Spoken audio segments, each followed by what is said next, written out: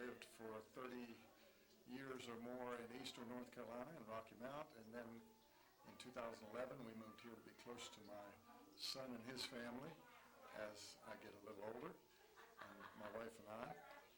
I started painting in 2012. Since I retired, I needed something to do and something to keep myself out of my wife's hair during the day, so I started painting. And I've been watching public television and learning how to paint from Bob Roth and Weiland and Jerry Arnell. And I have watched them religiously for the last 2 years. And that is basically where I really learned to paint. And I like Bob Ross's techniques, but I also like the meticulousness of Jerry Arnell, and so I've tried to combine the two. And so sometimes I do the drawings and paint the picture, and other times I do the impressionistic pictures, like buy big canvases from the Habitat Restore in Monroe, and I bring them home and paint over them. Or if they're too textured, I'll take a box knife and cut the painting off and restaple it upside down and then gesso it and paint on that. And that works great. I have 3 large paintings in my house now. One is a 5x5 painting on my dining room wall. That was a recycled painting from the Habitat Restore. And I love it. It's one of my favorites.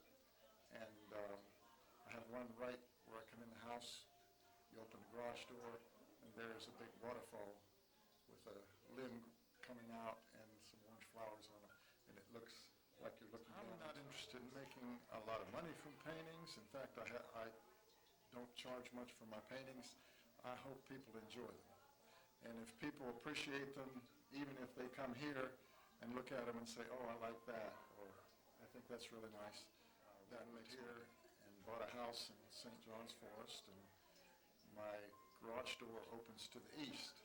So I set up an easel right in the garage door, and all the neighbors come by and they see me in here painting, and once in a while they stop and they buy a painting, or they'll ask me to come paint something for them.